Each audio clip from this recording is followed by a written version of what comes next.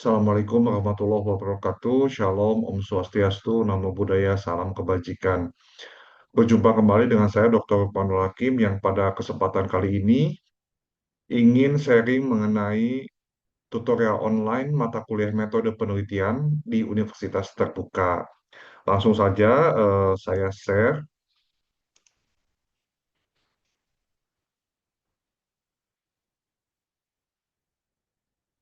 Ya, baik.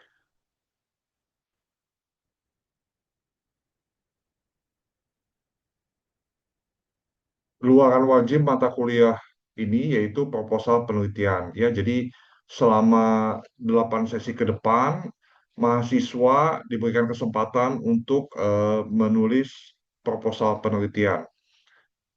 Kemudian proposal penelitian yang dihasilkan pada mata kuliah ini nanti bisa dilanjutkan ya pada mata kuliah artikel ilmiah.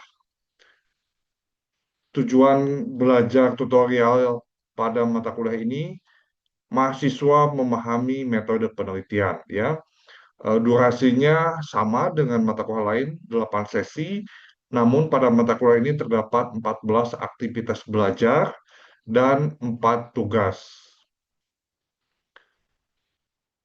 Pada mata kuliah ini terdapat 4 kali tutorial webinar atau kita sebut web menggunakan aplikasi Microsoft Teams. Kemudian terdapat 2 bacaan wajib ya yang harus dibaca oleh mahasiswa, yaitu pertama adalah Panduan Teknis Pengembangan Proposal Penelitian dan yang kedua adalah buku materi pokok metode penelitian sosial dengan kode ISIP 4216 ya.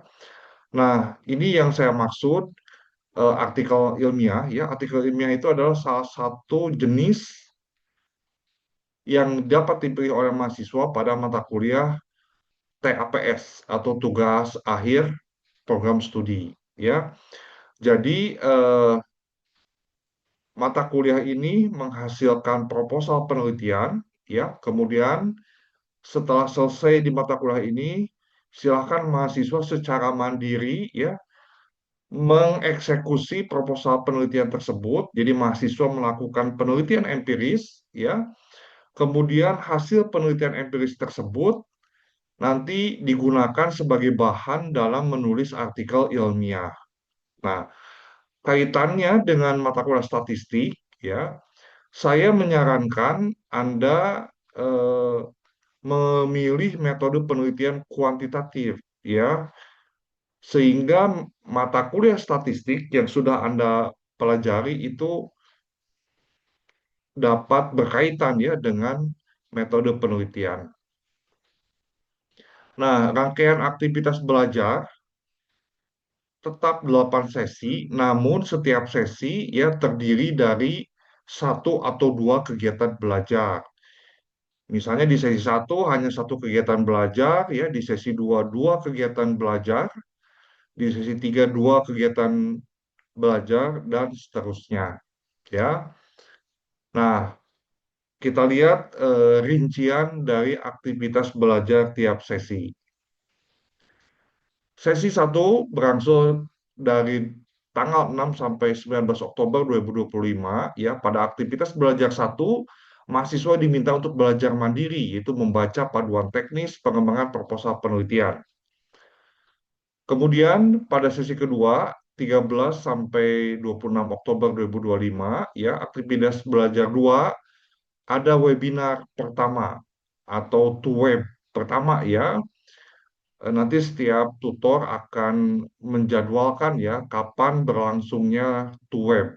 Nah, kebetulan ini contohnya di perkuliahan yang saya ampu dilaksanakan pada hari Jumat 17 Oktober 2025 ya pukul 19.30 sampai 21.30.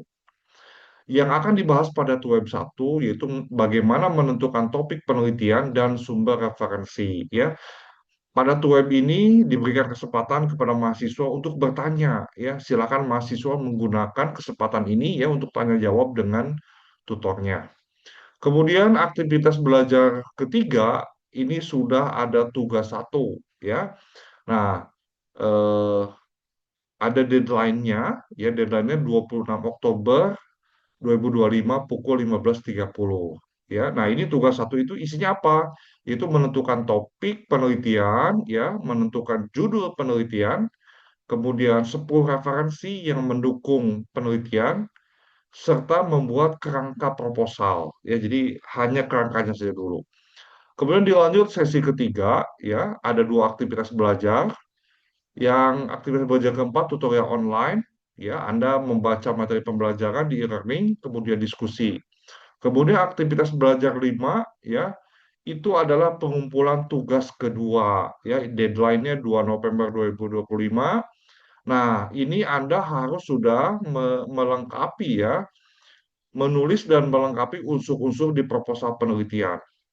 Ya, kalau tugas sebelumnya hanya outline, tugas kedua ini sudah ada paragrafnya, gitu ya.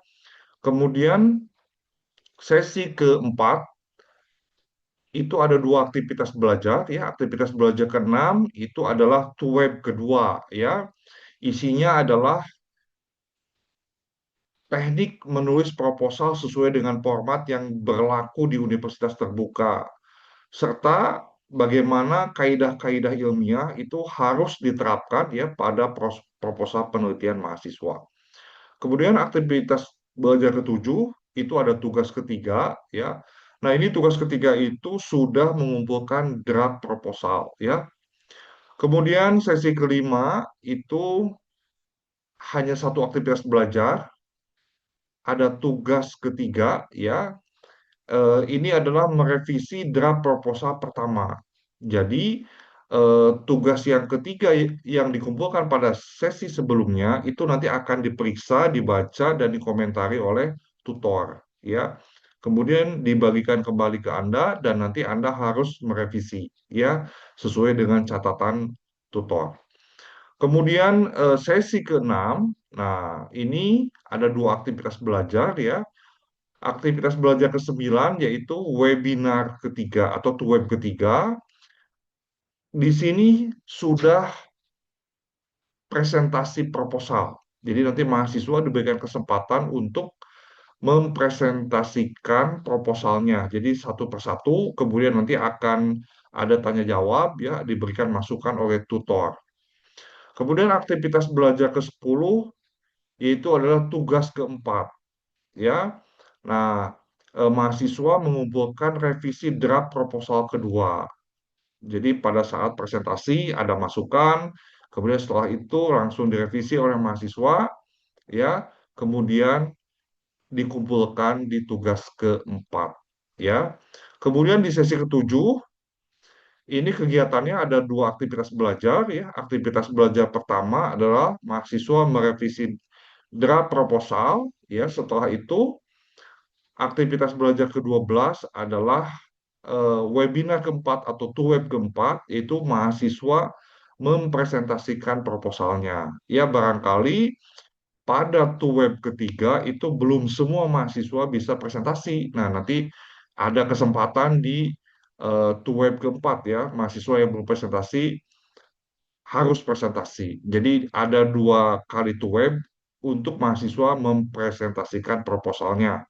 Nah, ketika mahasiswa mempresentasikan proposal, ya, setelah itu tutor akan memberikan masukan. Ya, setelah itu mahasiswa, ya, secara mandiri, ya, setelah selesai web langsung melakukan revisi sesuai dengan arahan dari tutor. Kemudian pada sesi terakhir, sesi ke-8, ya, tanggal 24 sampai 7 Desember 2025 ada dua aktivitas belajar. Yang pertama adalah presentasi proposal. Nah, ini presentasi proposal ini nanti kita menunggu pengumuman dari kampus, ya. Apakah ada web kelima ataukah ini eh, bisa saja mahasiswa upload eh, video atau nanti ini akan diumumkan menyusul, ya. Dan aktivitas belajar terakhir yaitu mahasiswa mengumpulkan proposal final, ya. Kemudian ada 4 jenis tugas, ya. Ada tugas pertama, kedua, ketiga, keempat. Nah, ini setiap tugas itu sebenarnya berkelanjutan, ya. Kalau kita lihat tugas pertama itu mahasiswa merumuskan masalah, topik, membuat judul proposal penelitian. Kemudian mencari, membaca, mengorganisasikan bacaan, ya minimal 10 referensi. Boleh 5 artikel jurnal ilmiah dan 5 buku ya, atau bisa saja misalnya 8 artikel jurnal ilmiah, 2 buku, intinya minimal 10 gitu ya. Makin banyak makin bagus. Hanya saja harus relevan dengan penelitian. Kemudian di tugas satu itu mahasiswa membuat kerangka karangan penulisan proposal penelitian. Jadi belum jadi masih outline-nya saja ya. Tugas 3, 4, nah silakan Anda baca ya, ada di apa e-learning. Kita lanjut. Nah ini referensi yang wajib dibaca oleh mahasiswa. Pertama adalah panduan teknis pengembangan proposal penelitian. Ini bisa di-download di sesi pertama ya, kegiatan belajar satu. Nah ini ada 60 halaman, wajib dibaca oleh semua mahasiswa. Kenapa kalau tidak dibaca nanti Anda tidak sesuai dengan standar? Kalau tidak sesuai dengan standar nanti banyak dikoreksi oleh tutor gitu. Sebenarnya tutor tuh tidak mau banyak mengoreksi kalau proposal mahasiswa itu sudah benar ya sesuai dengan pedoman. Kedua adalah mahasiswa juga membaca buku materi pokok metode penelitian sosial dengan kode ISIP 4216 ya. Anda pasti sudah tahu bagaimana caranya. Itu Anda bisa mengakses melalui ruang baca virtual ya. Kemudian bagaimana memulai tutorial online ya pada mata kuliah ini. Anda masuk ke e-learning, kemudian baca semua petunjuk di sesi satu. Setelah itu Anda masuk ke perkenalan ya, kenalkan diri Anda ke teman-teman, kemudian baca ya panduan teknis pengembangan proposal penelitian. Kemudian cari tahu apakah tutornya itu membuat WhatsApp group atau tidak. Kalau ada, Anda segera bergabung. Kemudian ya sesi 2 ada web satu di situ. Nah, web menggunakan Microsoft Teams yang belum install, silakan segera install ya. Di sini saya mencantumkan linknya ya, di mana Anda bisa mendapatkan apa aplikasi Microsoft Teams. Kemudian setelah itu eh, dosen maaf tutor itu akan membuat link ya Microsoft Teams untuk web.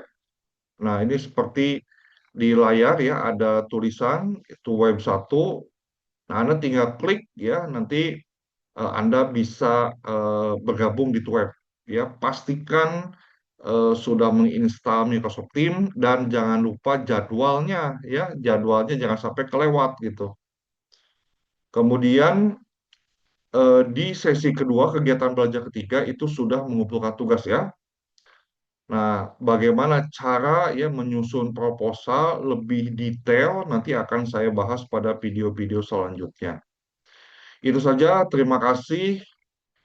Semoga Anda bisa mengikuti tutorial online ya dan tutorial webinar. Kalau ada pertanyaan, Anda boleh tulis di kolom komentar. Terima kasih semuanya, sukses semuanya. Assalamualaikum warahmatullahi wabarakatuh.